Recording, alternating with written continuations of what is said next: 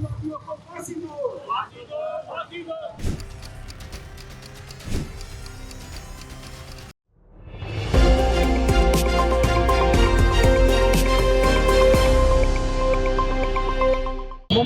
मैं दौलत शर्मा और आप देख रहे हैं UIP न्यूज। कल मंगलवार की दोपहर को जिस तरीके से कायराना हमला जम्मू कश्मीर के पहलगाम में होता है, उसके बाद पूरे देश भर में आक्रोश है। इस समय मैं गोविंदपुरी मेट्रो स्टेशन के बाहर हूं, जहां पर आप देखेंगे इन चेहरों को देखिए कि कितना आक्रोश इनके अंदर भरा हुआ है कि जो वो 28 लोग जो मारे गए इस आतंकी हमले में, वो इन्हीं के ही परिवारजन है। ऐसा इनका मानना है, ये ऐसा कह रहे हैं कि वही हमारे परिवारजन है जिनकी वहां पर हत्या की गई। और अपने परिवारजनों के लिए चेहरे पर इनके आक्रोश देखिए, किस तरीके से कैंडल लेकर, यानी कैंडल मार्च यहाँ पर निकाला गया। ये अब सीधा इनसे ही पूछते हैं कि इतना आक्रोश जो दिख रहा है, अब क्या होने वाला है? क्या अब जो टेररिज्म लगातार भारत को अपनी चपेट में ले रहा है, उसमें क्या बड़ा बदलाव होगा और किस तरीके से इनका जो आक्रोश है आज इन सड़कों पर दिखा? जी, आपका नाम बताइए और जो आक्रोश आप सब लोगों के चेहरे पर आज है, आप मोमबत्तियां लेकर अपने घरों से बाहर निकले हैं, जो सभी जो 28 लोग मरे इस हमले में, क्या कहेंगे उसको? देखिए, मेरा नाम कपिल गर्ग है और हम सभी जो कार्यकर्ता साथी हैं वह कालका जी पीपल्स फाउंडेशन के बैनर में आज ये कैंडल लाइट मार्च का आयोजन किया गया है। कल कश्मीर घाटी के पुलवामा जो क्षेत्र है, वहाँ पर जिस प्रकार की 2:30 बजे के आसपास 26 बहनों भाइयों की निर्मम, और आपने खुद कहा कायराना इसलिए कि छुप करके एक प्रकार से और लोगों का धर्म पूछ करके हत्या की गई, वो जघन्य अपराध है। वो भारत के लोकतंत्र पर सीधा सीधा एक हमला है और ये कायराना अपराध इन आतंकवादियों ने किया है। छुप करके लोगों को मारा है और उनका धर्म पूछ करके, उनके कपड़े उतरवा करके उनको देखा कि वो किस धर्म से संबंध रखते हैं, और उसके बाद उनको बुरी तरह से मारा गया। कोई वहाँ घूमने गया है, कोई हनीमून मनाने के लिए गया है, कोई वहाँ पर अपने कार्यक्रम करने के लिए गया है, और उसके बावजूद इस प्रकार की हत्या होती है, तो ये वाकई शर्मनाक है। बीते वर्षों में एक प्रकार से शांति अभी पिछले 10 सालों में कश्मीर में आनी शुरू हुई थी, वापस टूरिस्ट वहाँ जाना आरंभ हुआ था, और इस प्रकार की घटना ने न केवल टूरिस्टों की वहाँ कमी होगी, बल्कि एक डर का माहौल पूरे देश के अंदर, एक खौफ का माहौल बन गया है। और इस प्रकार के हत्याकांड से, ये नाम पूछकर, धर्म पूछकर जो गोली मारी, इसमें क्या देखते हैं आप? वो क्या संदेश देना चाहते हैं? क्या है ये, कैसी मानसिकता? देखिए, हम ये मानते हैं कि आतंकवाद का कोई धर्म नहीं होता, परंतु जो आतंकवादी इस काम को करते हैं, कहीं ना कहीं उन्हें इस प्रकार की ट्रेनिंग, इस प्रकार की मानसिकता, इस प्रकार की सोच उनकी बनाई जाती है कि मानो वो एक विशेष धर्म के हैं और एक विशेष धर्म के लिए कार्य कर रहे हैं, ऐसा उनको सिखाया जाता है। तो वो उसी उद्देश्य के साथ काम करते हैं, और फिर जब उनकी मानसिकता ऐसी होती है तो वो सामने वाले को उसी चश्मे से देखते हैं और उसी प्रकार का वो अपराध करते हैं। और ये जो अपराध है, ये एक ऐसा अपराध है जिसे कभी माफ नहीं किया जा सकता। हम भारत सरकार से ये अपील करते हैं कि ऐसे दुर्दांत आतंकवादियों को ढूंढ करके फांसी दी जाए, और सरकार पाकिस्तान के ऊपर भी हमला करे, पाकिस्तान पर दोबारा सर्जिकल स्ट्राइक करे, क्योंकि पाकिस्तान के जो लश्कर ए तोयबा संगठन है, उनका जो TRF संगठन है, उसने जिम्मेदारी ली है। मतलब आप एक तो चोरी करते हैं, सीना चोरी करते हैं, आप हत्या करते हैं और आप जिम्मेदारी लेते हैं, ये शर्मनाक है। भारत के प्रधानमंत्री कल अपनी यात्रा को बीच में से छोड़ करके आए हैं, भारत के गृह मंत्री वहां पर पहुंचे हैं, और पूरे देश के अंदर हाई अलर्ट सिक्योरिटी है। हम चाहते हैं कि उन आतंकवादियों को जल्द से जल्द पकड़ के सजा दी जाए और समूचे पाकिस्तान पर अटैक करके बदला लिया जाए।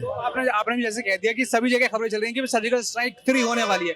खुद वहां पर गृह मंत्री अमित शाह पहुंच गए हैं, प्रधानमंत्री नजर रख रहे हैं, हर एक पल की अपडेट ले रहे हैं। तो क्या लगता है फिर दोबारा ऐसी चीज होगी जो बालाकोट में हुआ है, फिर ये सब चीजें हुई, फिर इंडिया एक बड़ा हमला, यहाँ पर एक बड़ा जवाब देने वाला? देखिए, भारत एक धार्मिक देश है, हम किसी को छेड़ते नहीं है, लेकिन कोई हमें छेड़ता है तो हम उसे छोड़ते नहीं है।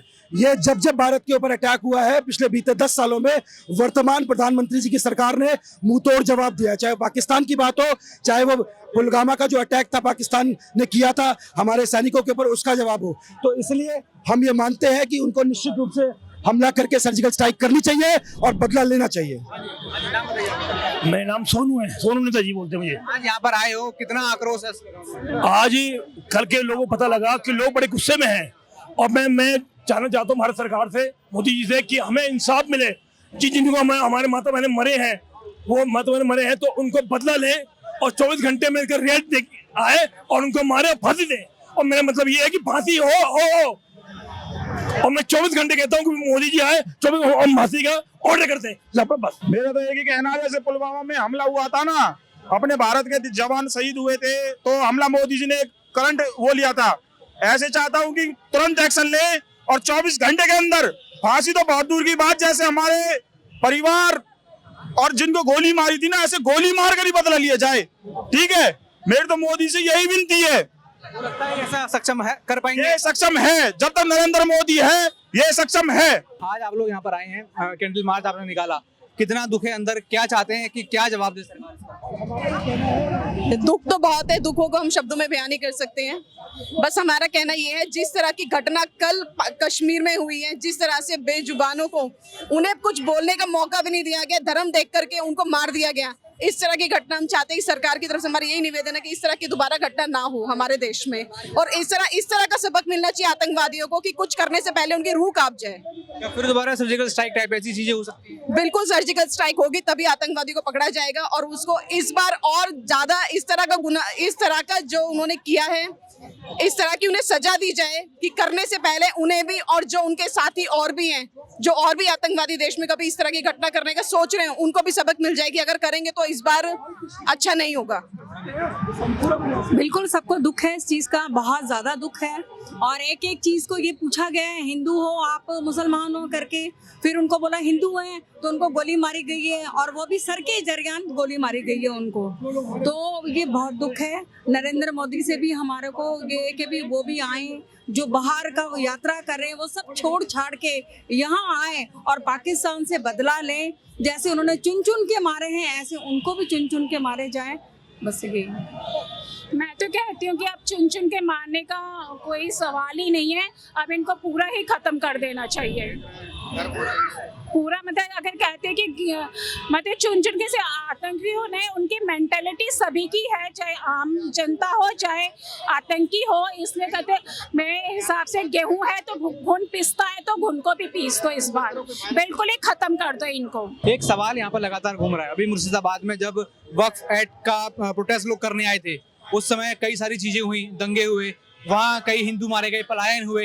यहाँ पर नाम पूछा गया कि हिंदू हो मुस्लिम हो क्या हो, मारा गया। क्या लग रहा है देश में लगातार एक targeting killing, Hindu targeting killing बढ़ती जा रही है? क्या ये भी उसी का नतीजा था जो हुआ? देखिए, हम ये मानते हैं कि आतंकवाद का कोई धर्म नहीं होता, और जो आतंकवादी इस प्रकार का काम करते हैं वो धर्म से प्रेरित होकर ना करके उनकी एक खास सोच होती है कि उन्होंने मारना है। और आप देखिए जो कल भी हमला हुआ है उसमें अन्य धर्म के लोग भी, भले वो हिंदू नहीं है, वो भी मारे गए हैं।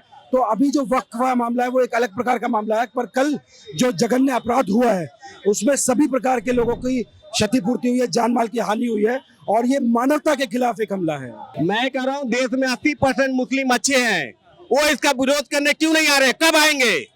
जो 20% दहशतगर्द हैं उनका विरोध करने के लिए पहले वो क्यों नहीं उतर रहे हैं?